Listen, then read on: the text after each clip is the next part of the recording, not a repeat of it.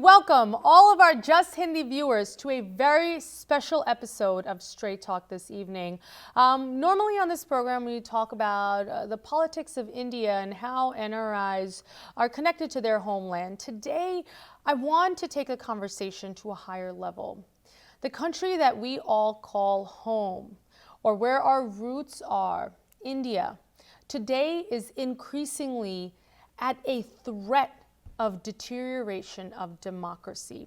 The increasing persecution of minorities, the persecution of the press, the limitations on people's right to protest, all of these things have caught the international attention, whether it's of various large-scale publications and entities or global organizations that track such trends. Today, I have a very special guest who joins us from the United Kingdom and is well-versed in geopolitics, in academia, a historian, a researcher. I'd like to welcome our guest for tonight, Dr. Iqtidar Cheema. Once again, Dr. Cheema, advisor to the United Nations, welcome to the program. Namaste, Sat Sri Akal, good evening, good to have you. Good afternoon. It's afternoon in the UK. Sat Sri Akal and Assalamu alaikum. Thanks for having me once again on your show. It's always a pleasure to have you, Dr. Cheema. You've joined us before in various other programs when we talk about geopolitics, and especially as it relates to South Asia. Currently speaking, the big question that always comes up in relation, especially to India, is its identity as a democracy. India is widely regarded as the world's largest democracy, but in the last few years, we've seen certain incidents threaten that identity. We're going to talk about all of that. For our viewers that don't know, I want to do a brief introduction to your illustrious background and the resume that you bring with you. Of course, your work with the United Nations is unparalleled, especially when it comes to discussing, the inequalities and South Asia's place in the world as it grows to become a superpower, especially India. You've been a member of the UN Global Steering Committee, director of the Institute for Leadership and Communications Development. You obviously have your experience at Oxford University, advising government officials, and the list goes on. Dr. Cheema, I'm so glad you could join us today in this program. The India-Pakistan equation is certainly a sensitive one, and as we kind of delve deeper into this, we see that religion is ultimately at the heart of this equation. So I want to start with some of these topics with the idea that if we're talking about improving the overall standing of South Asia, whether that's India, Pakistan, or India's relations with its other neighbors, how religion factors into that and religious fanaticism threatens that. So let's talk a little bit about religious freedom.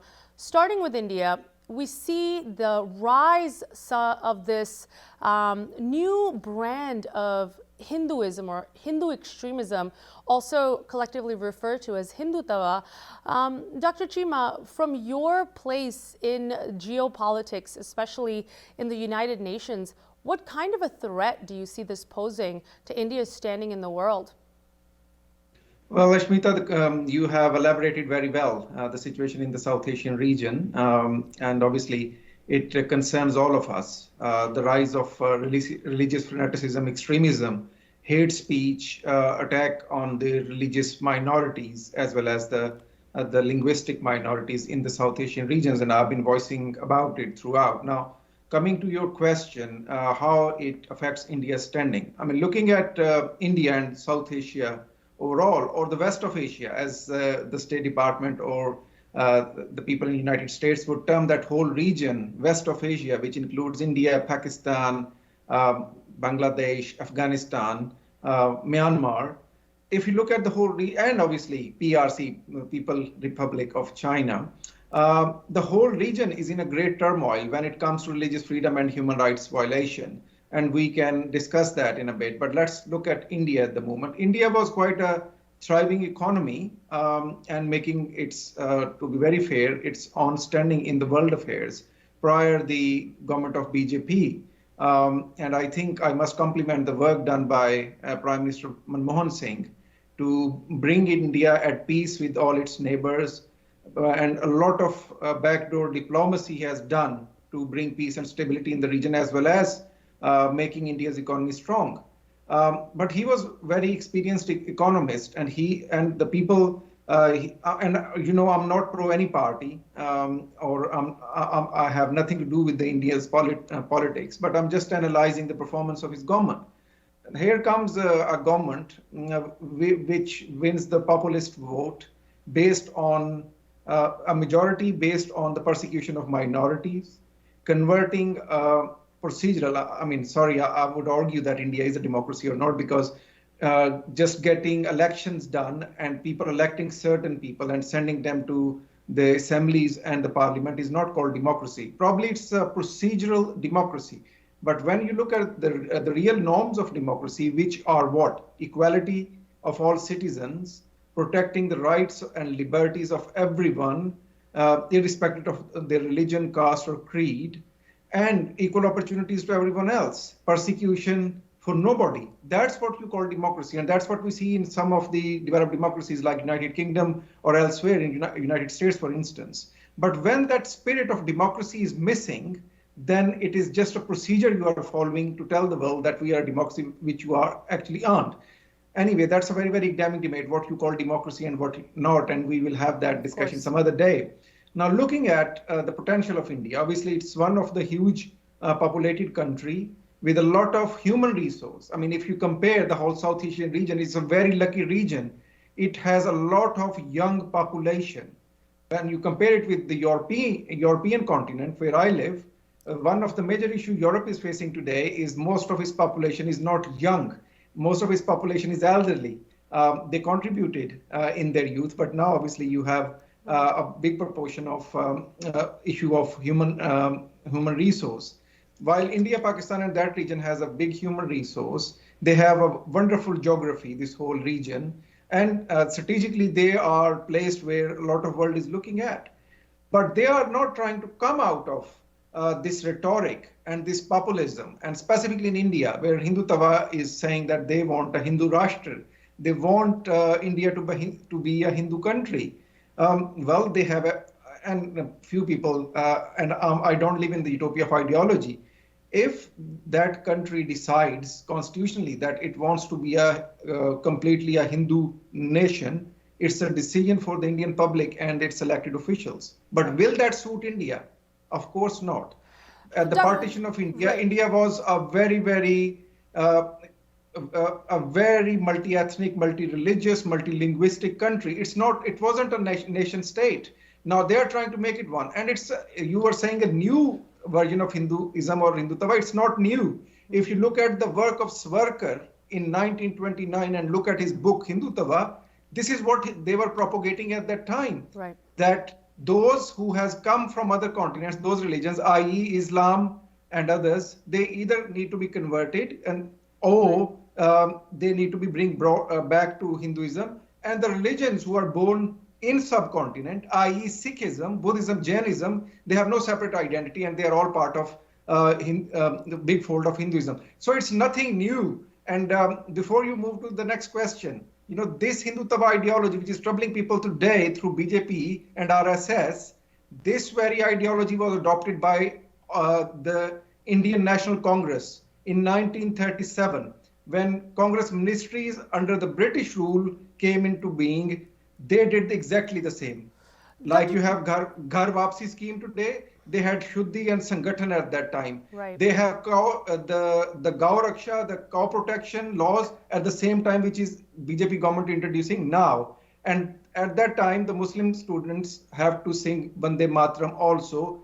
That what made Muslims think that there were no place for them in United India. Mr. Jinnah, no matter how people perceive him, I'm a researcher on him, he never wanted a partition of India. It only happened due to this very core ideology of Hindutva, that the minorities would have no place in Hinduism. So it's nothing new. Dr. Cheema, I'm glad you made this point that the ideology is long standing, predates even a free India as we know it today, but it's certainly gotten a new resurgence under the politics of modern times of these last few years. But would you not say that in some way largely goes against the foundation of India, the principles it was created upon, the principles of secularism and diversity, of ultimately having a safe place for those folks, regardless of their religion, creed, caste, that had an ancestry to the land pre-partition. So this secularism, this thing that is at the heart of the country's foundation is at stake with this ideology. Would you not agree that today we have to discuss how to bring India back to its roots of secularism? Yeah, it's indeed very sad. And there is just on the side discussion very quickly, many of the Indians wouldn't know that India was declared secular, not at the time of its so-called independence on transfer of power. It was declared secular, socialist republic under Prime Minister Indira Gandhi, in a situation where she has almost abrogated or suspended the constitution, imposed an emergency on the country, sent the courts home. In those circumstances, she declared India secular. So that's where India's secularism comes from. But that is in theory. Looking at the practice, yes, India was, when the transfer of power happened, I still don't call it independence, as many of the subcontinent people would say. Independence has yet to come for the people of South Asia. Which will be the independence from poverty, hunger, starvation, and having the basic human rights. But obviously it had very strong grounds where this wasn't the situation before, as you have very rightly said, that this government is actually very unconstitutional. I mean, the way they are doing, they are trying to redefine all the constitutional norms. Look at, forget about what they're doing. The rest of the world knows how they're persecuting others. Look the way this ultra-national BJP government is passing the laws. This is not how you pass the laws. Overnight, one person thinks that I need to change the autonomy of one state. Within hours, it's done. All of a sudden, Indian government thinks that we need to pass laws to make the life of farmers difficult and to preserve the interest of the big capitalistic designs. They do it overnight. And then to take it back within minutes. That doesn't happen in democratic governments. Even to change the constitution, to bring in new laws, people take years and years of consultation with their public. Then it has a due process. But it looks like that all the Indian parliament and assemblies, they are just a rubber stamp in the hands of Hindutva forces and RSS and BJP, that they can change everything overnight. And there are many voices which are being snubbed in India. Anybody from the civil society who talks about this procedure, including Amnesty International, including Greenpeace, including the Christian organization like Mother Teresa's organization, they are all being banned under the Foreign Contribution Regulation Act. So that is the India where it stands today. I want to say one thing, Aashmeeta. It is very sad. Still, you would find a lot of people who support this ideology in India. I want to give them a message. If you look at the Nazi Germany, the whole Nazi party of Hitler, they were not an army party or they were not military men. They were the people whose narrative at the time become relevant to the people. They manipulated German people's sentiment. They in same process, they were elected, and look where they have led Germany. Dr. Cheema, this is such an interesting comparison that you've brought up, and indeed I want to take the conversation further into this area. They manipulated folks with the simple weapon of fear. It worked back in Nazi Germany, and it seems to be at play today, especially in India, this element of fear to turn neighbor against neighbor. We're going to talk a little bit more about this and the dire consequences if this strategy goes unchecked and unremedied. We're going to stop for a quick break here. Dr. Iqtidar, Cheema from the UK joining us. Viewers, urge you stay with us. Don't go anywhere. We're going to take a quick break. We'll see you on the other side. Welcome back from the break. You're watching Straight Talk.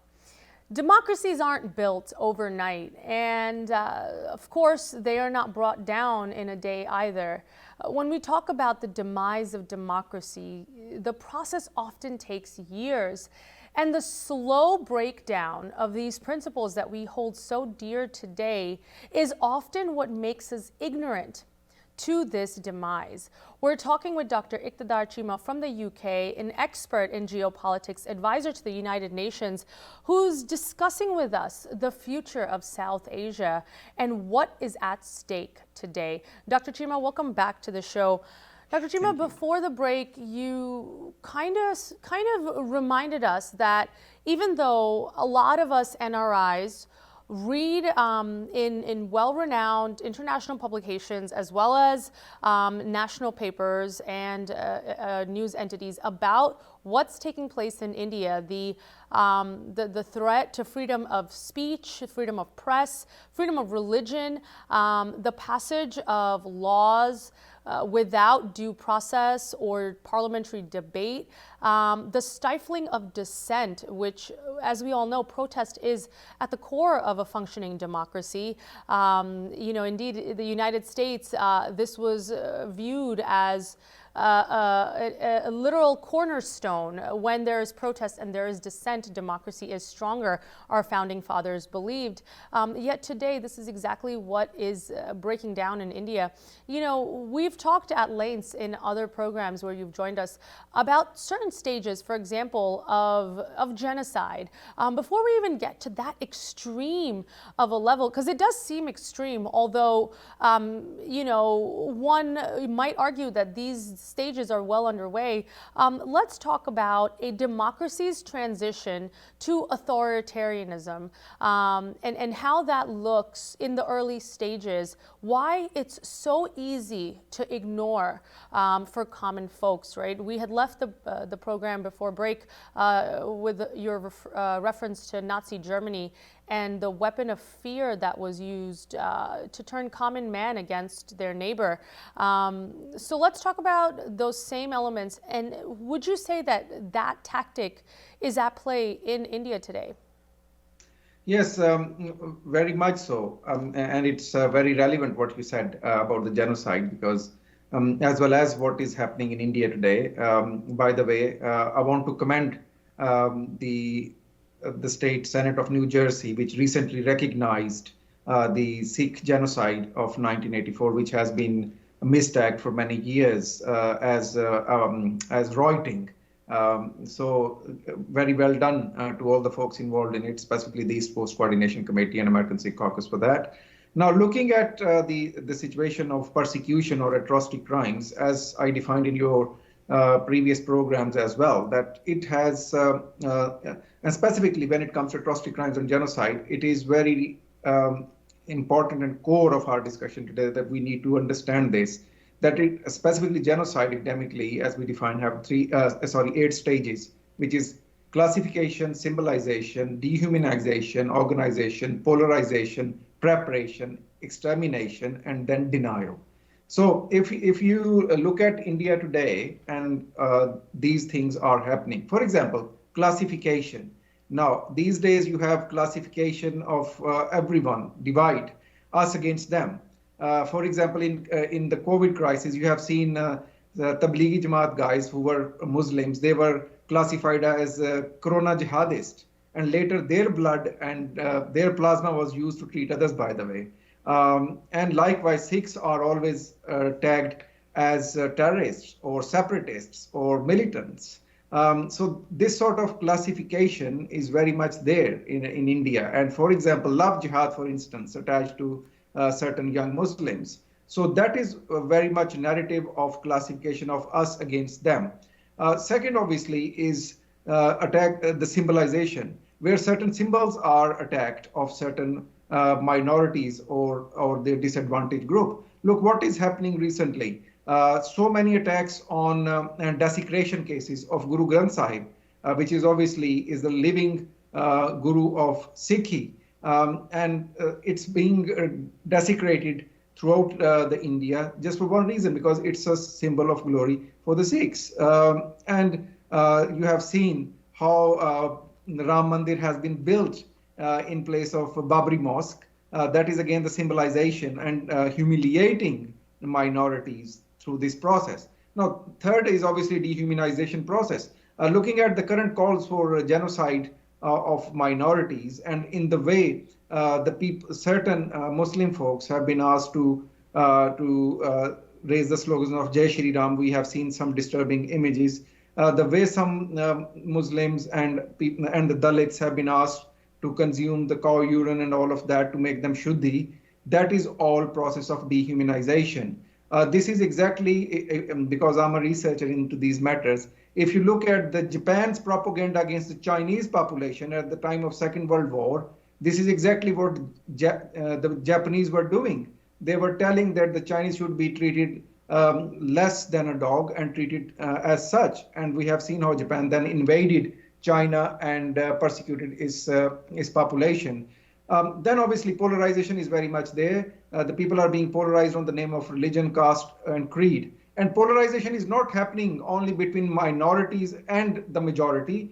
Within the Hinduism majoritarian narrative, then there are further polarization, which this government is trying to do on the name of caste. For example, adopting the caste system into the census, for instance, is one of the worst example of polarization of the majority of Hindu population. Then obviously all of this is not very, very counterproductive. And we are at the stage where the international experts has been saying that this government is gonna actually exterminate with its hate propaganda, hate speech against minorities, superiority and inferiority issues, and all of that would lead to ethnic cleansing. Because what RSS is doing is talking about the purification of the Indian nation. Purification clearly means extermination of a genocide. And once they do it, they will deny it, as they denied the genocide of the Sikhs, as they denied what the so-called Butcher of Gujarat did in Gujarat in 2002. Yes. Dr. Cheema, let's talk a little bit about the psychology that motivates people to act, to kind of leave civility behind, right? An average person, what motivates them to act in that way? So once again, increasingly we see, even all of last year, there were several reports from, international agencies that said that democracy is deteriorating and is at a decline in India at the moment, namely because of its treatment of minorities and the unsafe conditions, the increasingly unsafe conditions that minorities face in India today, whether they're Muslim minorities, Sikh minorities, Christian minorities, and others. You mentioned social media, and some of this stuff is so disturbing. These are people that previously, if we talk about, in the last 10, 15, 20 years, cohabited peacefully, relatively peacefully with their Muslim, with their Sikh neighbors. But now you have these really violent outbursts where, like you said, one angry mob might chase down a Muslim man because there's rumors of him having beef in his house, or some, absurd notion like that, which, as we sit in the United States or the UK, seems completely barbaric, but this is happening literally as we speak. And what we see on social media are just a few accounts that make it to the public's eye. God knows how much of this is actually taking place, on the ground. So what do you think motivates people to descend into this barbaric, inhumane behavior? Is there some larger force at play that makes it okay for average human beings, average citizens, to turn into aggressive animals, essentially? What do you think? Sure. You have elaborated it very well, and I think you have pinpointed your things in such a nice way that social media has the biggest, these days is the biggest tool for manipulation, because it has its own goods and evils. But these days, a lot of autocratic governments are using it for its propaganda, because the rumors spread very, very quick on social media. Just before going to our main discussion, last year, UN Secretary General has launched in collaboration with our friends in the United Nations Human Rights Council a complete plan of action on controlling to the member states to control the spread of hatred against religious or ethnic minorities on social media. So social media, as you know, is and obviously there is a wider responsibility of all these social media giants like Twitter and YouTube, yeah. Facebook to control all of this. But coming to your point, what motivates people? How a common man turned into an animal? This selfishness, greediness, insecurity, grudge against others, hatred. These are some of the things which ever existed since we, the humans, have been created. But then the state, why the institution of state was created by the humans, that it would have certain norms, certain laws to control our beast bit. Every human has a bad bit inside him. I have it, you have it, everyone has it. But the state is there to observe that certain norms, certain laws, which has been agreed by the public of that state, needs to be observed. But when state do other way around, that rather controlling hate speech, state started patronizing hate speech, then the situation becomes out of control. Now, when we come to this, it's not, I mean, look at South Asia. I'll give you an example. When state patronize and when state doesn't patronize, what happens? There is no doubt, and I must say this, that the extremist elements are everywhere in South Asia. Extremist elements are in India today, and you have seen all this, these mob attacking minorities, lynching people on the name of core protection and all of that. And some people would argue across the border in Pakistan situation seems to be same, where you would have the issues of mob lynching. But what make that state different from this one is that state is not patronizing people do this. State is not providing resources to hate mongers and the people who try to manipulate on the base of hate against minorities, against the neighbors, against the religious minorities. So that's what's happening. Now, coming to this point of yours, why it happens to the people? Common person who has very less access to knowledge, who doesn't see things from a broader perspective. It's very easy for that illiterate population to be manipulated. But it's not true in the case of India.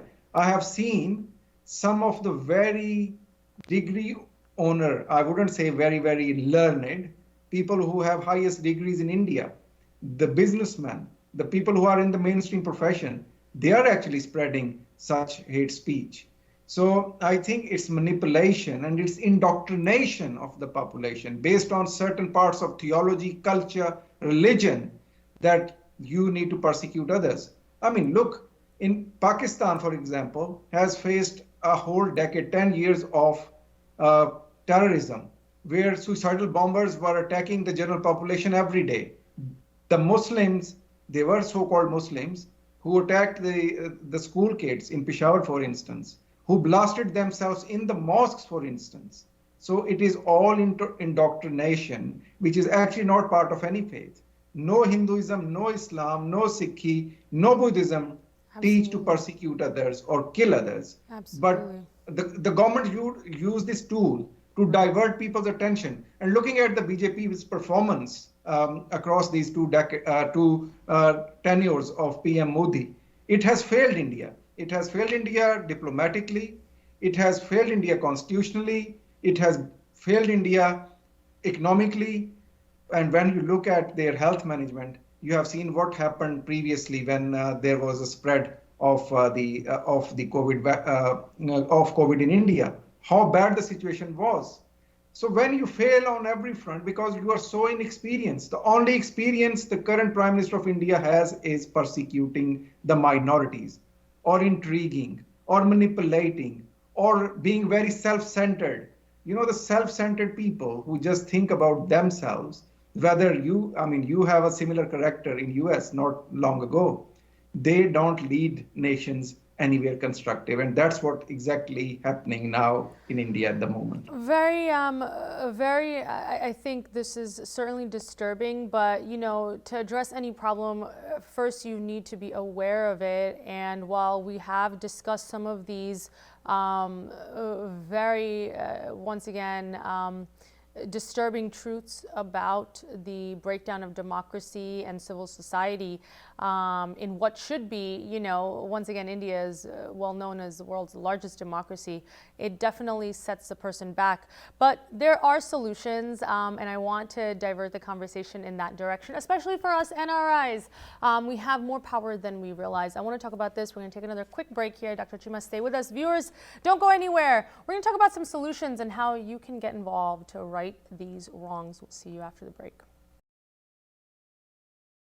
Welcome back from the break. You're watching Straight Talk. We're talking about a lot of big problems that are afflicting our homeland, the place that is still so dear to so many of us, whether you're first generation, second generation, or you were born and brought up abroad, the United States, UK, Canada, Australia, wherever you're watching us today. We all have a stake in being concerned about our homeland, about the region that has so much potential, but today is at great risk. But once again, where there is a problem, there is often a solution nearby. So I want to talk a little bit about that, especially what we NRIs can do to the rising extremism and religious fanaticism that is plaguing India today and the region at large. Joining us once again from the UK, Dr. Iqtidar Cheema, advisor to the United Nations, among other things. Dr. Cheema, once again, so great to have you on. Dr. Cheema, you have spent a great deal of time advising the United Nations. You've been a member of the UN Global Steering Committee. You're often a guest speaker at various high-profile conferences, where you guide global leadership on these issues. But you particularly take a stand for minorities, irrespective of your own background, whether they're Sikh minorities, Muslim minorities, wherever there's persecution, your attention is focused. And today we're talking a little bit about the increasing persecution of minorities in India. But there is a way that NRIs can play a role in this. And, sometimes it hurts to hear that, you had mentioned the word denial. And oftentimes, we've seen it in the United States, if I can use our experience here for a second, that often people were in denial about the deterioration of civil society under the previous administration of Donald Trump. Regardless of what your politics are, it was encouraged to fight your neighbors on small things and over-politicize simple matters like, medicine and public health. But I digress.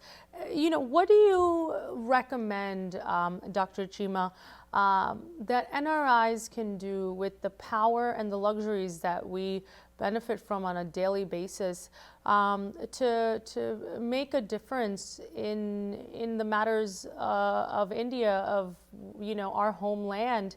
As this crisis plays out, can we even do anything sitting in these far-off countries? What do you think? You certainly can. Look, looking at the denial, I mentioned it earlier. For example, a lot of Sikh organizations have NRI. They don't want to be called the people of Indian heritage, though. But you're talking about the people coming from that part of the world living abroad.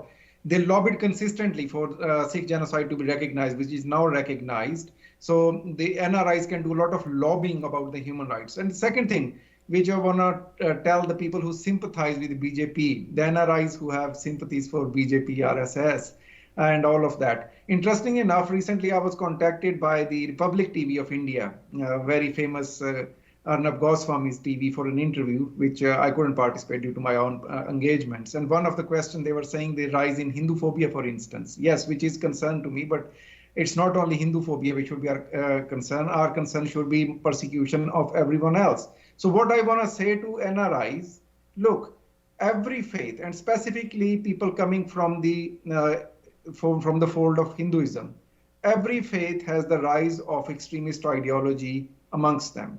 Muslims have a lot of extremists which misrepresent the faith of Islam. But what we would see in Muslims, most of us wouldn't endorse that ideology. We would rather condemn it. We would rather say that they misrepresent our faith and they are not the people whom represent our faith. But I have yet to see that strong voices coming within the community of NRI, specifically the Hindus from US or elsewhere. They need to stand for the country of their origin, and they need to lobby the governments here as well as in their country that the human rights situation, deteriorating human rights situation and religious freedom is actually putting a black mark on the face of India as well as of the majority religion of that country. Not that the common person would have to do anything with BJP's politics. Many people, there are voices there. So those voices needs to be strengthened by the NRIs. Second thing is you need to educate the folks there. Now, the NRIs living in the West, they know when the real democracy works, it brings prosperity to people's life. Look at the US. It is multi-ethnic, multi-religious. Everyone's religion is protected. Yes, you have issues of racism, etc., and there is a room for improvement. But what makes US one of the best nations in the world today is that it provides rights to everybody. It has a beautiful federalism where the center doesn't take everything in their hand, where the president let the governors do what they need to do in their state, where the state legislatures are empowered for legislation, taxation, and everything at their level. But what is happening in India is other way around. Everything center is trying to grab power from all the states. So you need to educate the general common Indian public that their prosperity wouldn't come by persecuting others, but their prosperity is linked to prosperity of everyone else. Right. Another thing what NRIs should do, and specifically the Punjabis should do, is that we should really stress on the government of India and Pakistan from our side that they need to better their relationship. And also, without compromising on the right to self-determination. Right to self-determination is a basic right of every human being, which is endorsed by the UN Charter. Without compromising on that, both countries need to cooperate. People-to-people relationship should be improved because this politics of hatred, warmongering, spending too much on nuclear arms, and then this is very unfortunate region, which has been manipulated by the world powers for the last many decades because they have not been able to settle their own disputes. Looking at the potential of the region, if all NRIs stress on both sides of that region, which are two main sides, India and Pakistan and others, that they need to better their human-to-human relationship, they need to resolve the disputes in that region, and let's move for a bigger, brighter future of the region instead of persecuting. And all of this is very, very medieval. Right. You have heard religious persecution happening in 12th or 13th century. Right. Hearing all of this happening in 21st century, it's really, really senseless for those who are committing it. Dr. Cheema, we had talked about social media earlier in the program, and we're talking about awareness and education now and how ignorance is really the easiest way to manipulate folks. Ignorance, fear, you play those things on top of each other. You would think that social media has essentially put all of the world's knowledge in the palm of people's hands. I was in India just last year, and it still surprises me. You hear about this all the time, but even the rickshaw driver, the guy with the chai stall at the corner, the ready, even these folks have smartphones and access to internet for extremely affordable prices. And yet there is so much ignorance about, minority rights, about tolerance of other religions, other communities, even women's rights, right? So as NRIs, especially the younger generation that is, increasingly using social media for positive change, what do you recommend that we can do? Because once again, the internet is the one thing that does connect us sitting here to the folks, at the chai stall in India and the rickshaw drivers. And it really supersedes the whole caste, creed, income equality, socioeconomic levels that separate us normally. What do you think that folks can do using their phones, using social media, that can have a positive impact in the growing, trend of hatred, or the politics of hatred, as you said? Well, Aashmeeta, as you said that the social media has put all the knowledge of the world there, but it has also spread all the ignorance of the world there as well, where you would see a lot of misrepresentation of the facts, spreading of rumors, even yellow journalism. These days, everyone is a journalist, having a mic in their hand and going live on YouTube or Instagram or elsewhere. Obviously, we can't control, and these platforms need to use their own tools to verify certain facts before they are aired, unfortunately, which is not happening. Now, looking at the role of NRIs, I think what we call in our academic terms the counter narrative or alternative narrative, that needs to be promoted, where people can volunteer some of their time, and where there are fake news by certain state-sponsored media or by certain hate mongers, there should be some counter narrative. Certain communities have done that because there was a rise of Islamophobia in the West, for instance, where all the Muslims, including myself and my fellow Muslims, would be narrated as the sympathizer of terrorists, jihadists, extremists, and all that. But then we have some amazing young Muslim men and women who would volunteer their time to counter that narrative in the virtual space. It is no more, that conventional warfare where you need arms and missiles and bombs to destroy a nation. They are outdated now. All the wars these days are fought as the war of ideas. So this technologically advanced generation of NRIs, especially the young people, who have opened their eyes in a free, fair, equal country, and countries, not only United States, elsewhere, who enjoy all these freedoms, social welfare system of these countries, they can reflect on their experience to others. They can also reflect that how, especially coming to the UK context, I think if the NRIs living in the UK would tell Indian government, look, the country we are born is a real democracy. It has given right to self-determination to people of Scotland. When the people of Scotland asked for independence, the UK government hasn't sent army there. They have not suspended the rights of the state of Scotland. They sent politicians to convince people that stay with us, don't leave us. When the people of United Kingdom decided they want to be out of EU, then people were given that right to vote instead of snubbing that.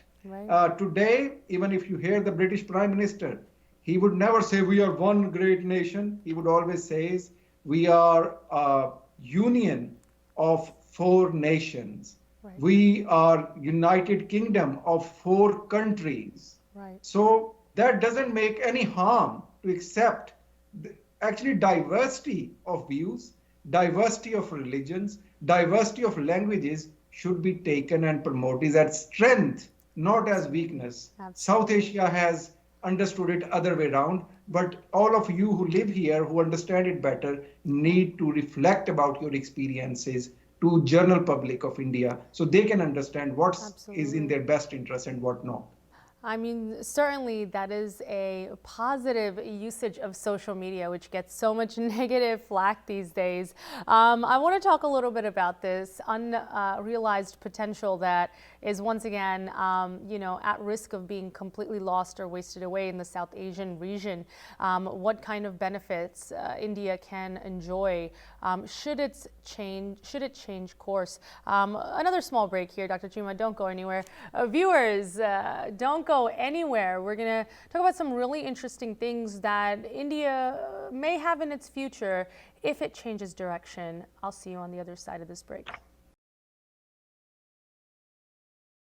Welcome back, everyone. There's a very famous saying that if you don't learn from history, you're doomed to repeat it. It certainly seems that history has a way of playing itself over and over again, and we see that today in South Asia.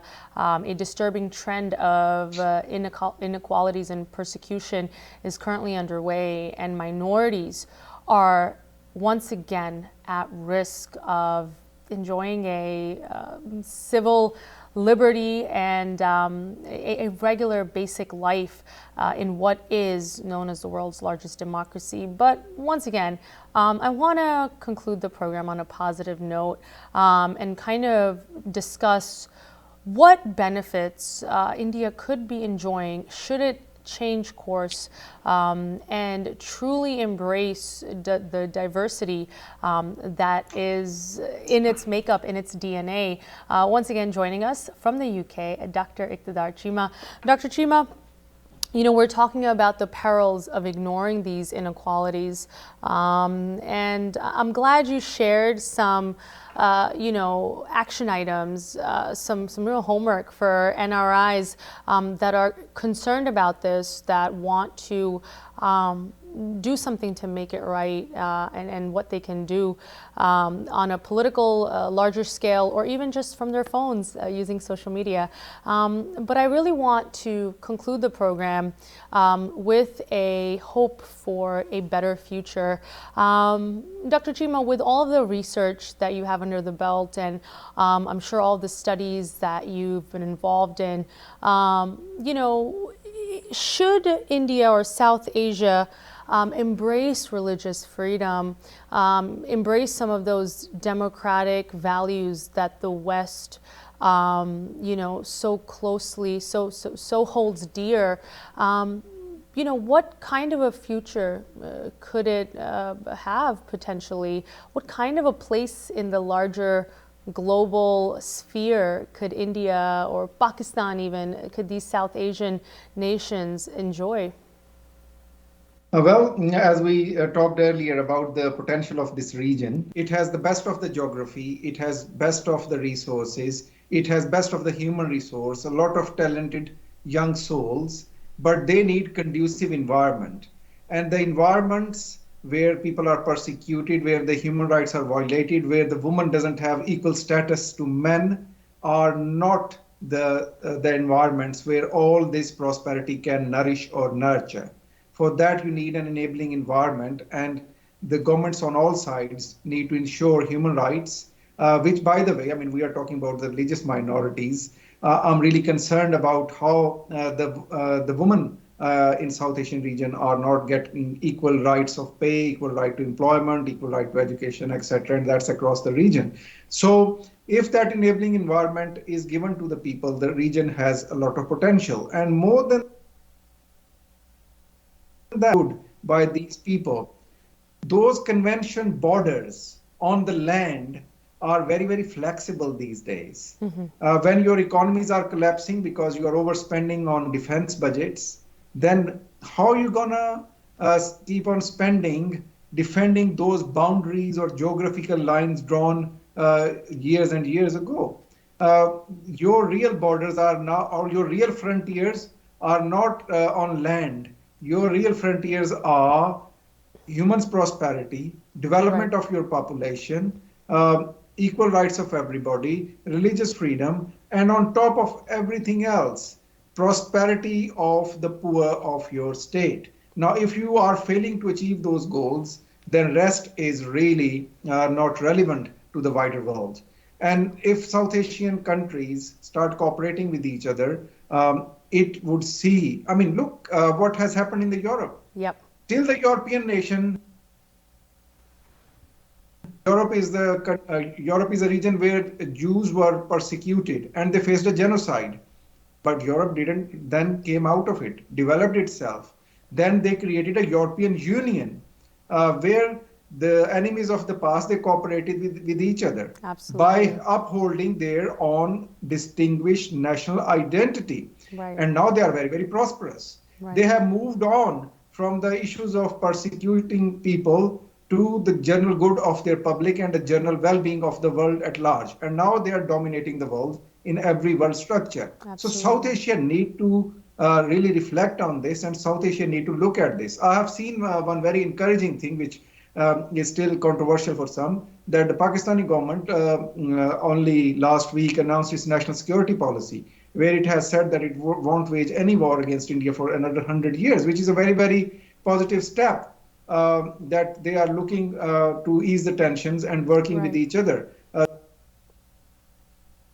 That should cooperate with each other, putting their rivalries at the back, but not, I want to warn this, not at the expense of the people's right to self-determination, not at the expense of compromising on people's human rights, and not at the cost of religious freedom. So more inclusive societies are always productive. Look, a lot of brain drain has already happened in the South Asian region, where the most talented people, they were frustrated due to the violation of human rights, and they have to leave this region and come to US, Canada, Europe. And they have done very, very well. Why you see Canada has a lot of Sikh politicians in the parliament, in the cabinet. Even Trudeau in previous visit said that I have more Sikhs in my cabinet than PM Modi.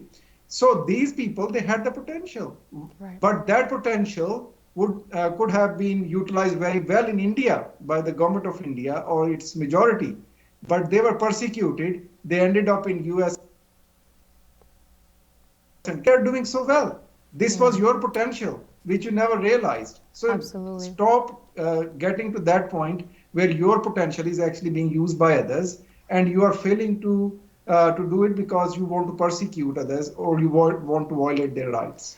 I think, Dr. Cheema, the most important point here is creating that hospitable environment that not only, makes room for diversity, but, promises folks a future that they can grow in, right? Whether we talk about unemployment or, future prospects, upward mobility for younger generations, it's no wonder that the youth in South Asia is so desperate to flee. And literally, I mean, just last week we heard the horrible story of the Gujarati family trying to cross into the United States and their untimely demise in trying to do so. It's still today that this kind of stuff is happening is very hard to believe, but at least we know that the solutions are there. They won't come easy, but they certainly can be achieved if we all, work together and put our mind to it. Dr. Iqtidar Cheema, it's always a pleasure to have you on our program. I'm so glad you could join us today in this show, and I do request that you come back soon. These matters we could discuss in many programs. Today it seems we've just scratched the surface. We're running out of time, so I have to conclude this episode. Thank you so much for your time, Dr. Iqtidar Cheema, advisor to the United Nations, among other things. Have a good rest of your evening, sir. Namaste, Sat Sri Akal. Take care. Once again, some of the issues we discussed in today's program are disturbing, but not without solutions. We as NRIs certainly have a responsibility to our homeland and its identity as a democracy in today's geosphere. Once again, the problems may be big, but there are certainly solutions that we can all employ, whether it's from our phones or at a larger scale, to lobby our leaders to change the course of things. In any case, we apologize we couldn't take your calls this evening. If you have any questions for us or our guest, you can certainly write to us at info@justbroadcasting.com, Aashmeeta@justbroadcasting.com. We'll see you same time, same place with another great episode of Straight Talk tomorrow. But for tonight, take care and have a good night.